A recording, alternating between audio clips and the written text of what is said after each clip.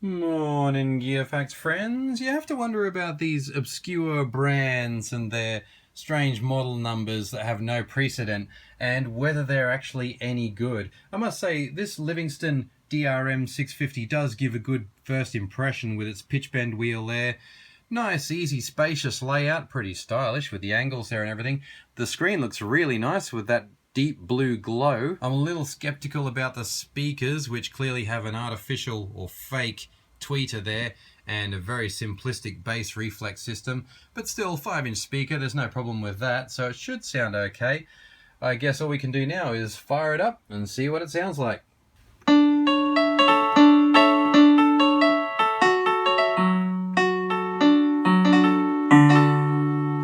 Well, I have to say, that's the worst piano sound I've ever heard. You can get a bit of variation by pressing the vibration button here. And as you can hear, that puts a little bit of vibrato on it. Also, touch response can be turned off just with one touch. Put that back on again, and we've got a sustain control.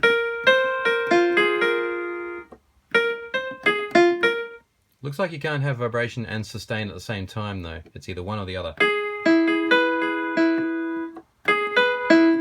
Yeah, that's tinny and unrealistic and just dreadful generally. I will say though that the keys have a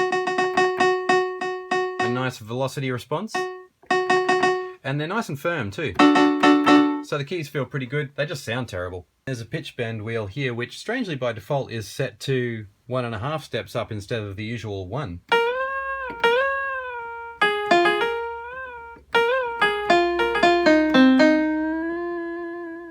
A little bit hard to control. There's a brighter form of piano here.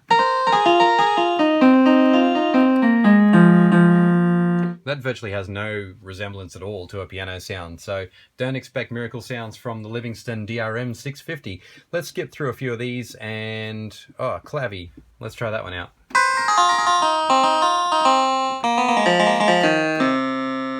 That also fails to impress. We have some bell sounds. Distinctly noisy in the background too as you play them. Okay, let's try some organ sounds.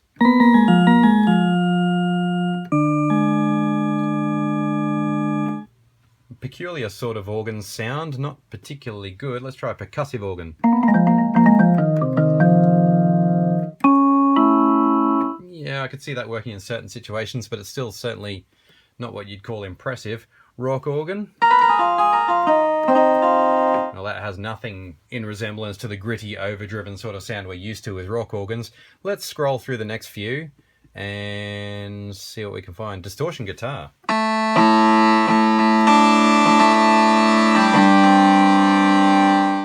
These certainly are strange sounds. Overdrive guitar.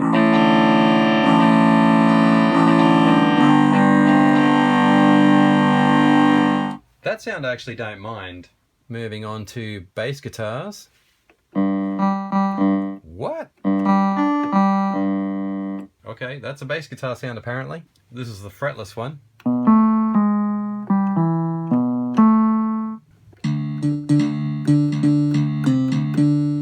That one was the slap bass. I can see the resemblance, but it's a bit more like an 80s artificial slap bass.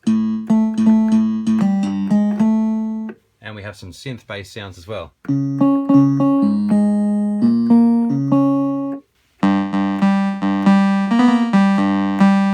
Yeah, I can see a little bit of merit in that one. Pizzicato. Let's try some synth strings.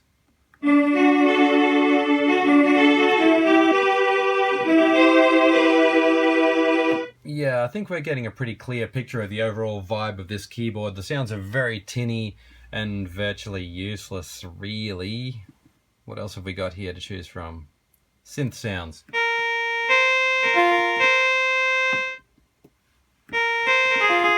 Two virtually identical synth sounds. Here's a lead synth. Yep, totally uninspiring.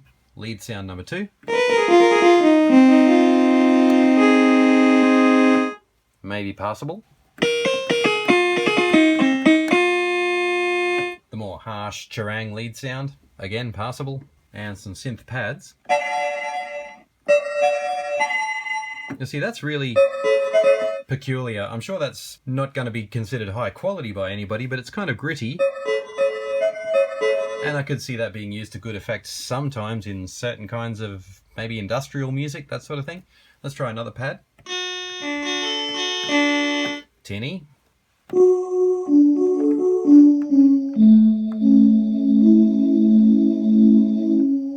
Again, a poor quality sound, but it could be used effectively in the right situation.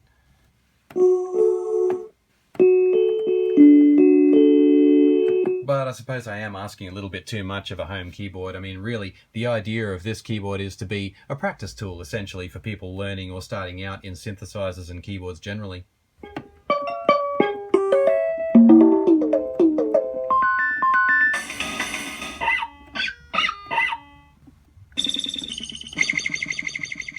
Here's an interesting one.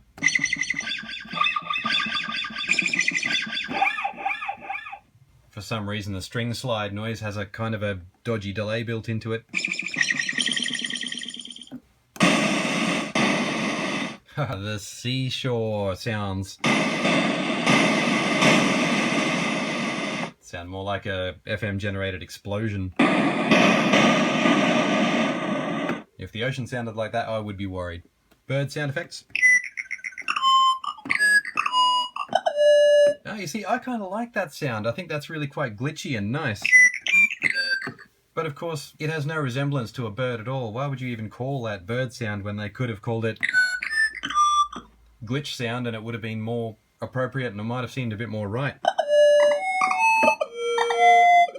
Yeah, I do like that one. This is telephone ringing.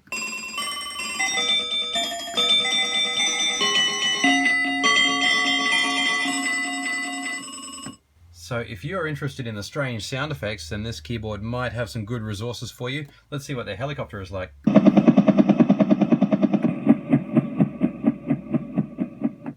I've got to try the lowest note. Creepy. Okay, so I have to admit I've had some fun with that. I'm just going to have a listen to these animal sound effects while we're at this camera angle. That's your bird. Cat. Ooh.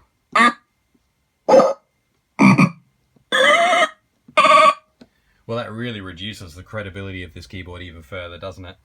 Let's try to get this percussion set happening. How do we get to that?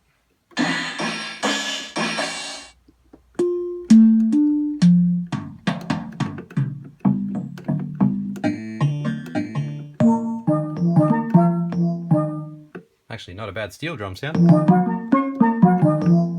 But what I was actually looking for was the drum kit as shown on this line here. Okay, I've figured it out. You go to the last sound, number 159.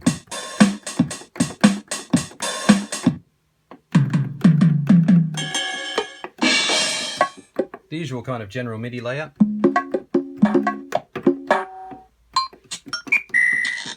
And similar tinny quality to all the other sounds. For rhythms, there are 120 to choose from. Let's have a listen to the default one.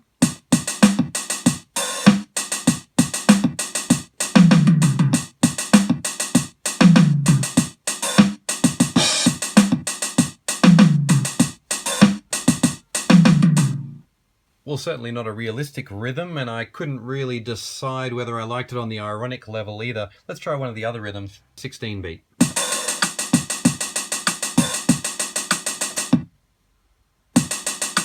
Great fill-in. Alright, so the fill-in is just silence. No, I think I've made my decision. That sounds absolutely terrible. We'll give it one more chance though. I'm looking for another rhythm here to try. Okay, trip hop. I'm sure this is going to be great. We'll start with the intro.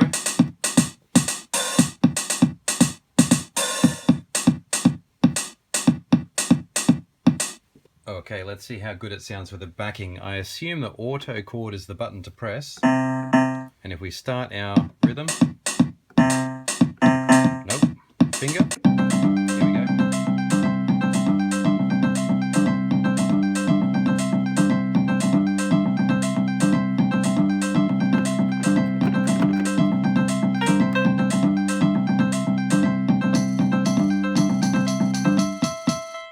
Okay, well the rhythm pattern didn't actually change, or I should say the chords didn't change as I press keys here.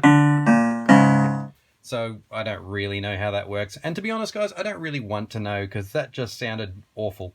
A quick look at the back, and the features are not too bad. We've got an auxiliary in there, MIDI out only. I guess that's understandable since the sounds on board are so incredibly bad. You could use it as a MIDI controller. We've got a pedal jack there. I assume that's for a sustain pedal. Microphone socket. So effectively we've got two auxiliary ins, a mono and a stereo one over there. Could be handy. Left and right out to the PA system for when you're playing this wonderful instrument live to all your friends and family, and your 12-volt power in. It also runs on D batteries. I think it requires 6 of them. That's about as far as I want to go with the demo of Livingstone's DM650, guys, because I have a feeling that this may actually get the vote for the worst keyboard ever made. I can only remember trying a couple of things on Gear Facts during my 10-year history that sounded as bad as this, and they were all much smaller and cheaper and less impressive looking. So I really think that this keyboard is being marketed on its looks, which on their own are nothing amazing. It just looks like something that should be able to compete with Casio or Yamaha basic models. I do like that display with the nice deep blue, but it's not a terribly informative display, and there's no reason for the titles of the patches and rhythms to be scrolling across the screen like that. That's just an inconvenience. There are a few other features, but like I said, I think I've gone as far as I can go before literally throwing up with this keyboard. So that's the Livingstone DRM650. I'd be very interested to hear comments, guys, particularly if you've bought this keyboard before and had a bit of experience with it. I'd love to know if you've actually found anything good about it at all. Otherwise, please like, comment, or subscribe. Share with people that you think might be amused or interested in this video. And I look forward to seeing you next time on Gear Facts. Livingstone 650, not memorable.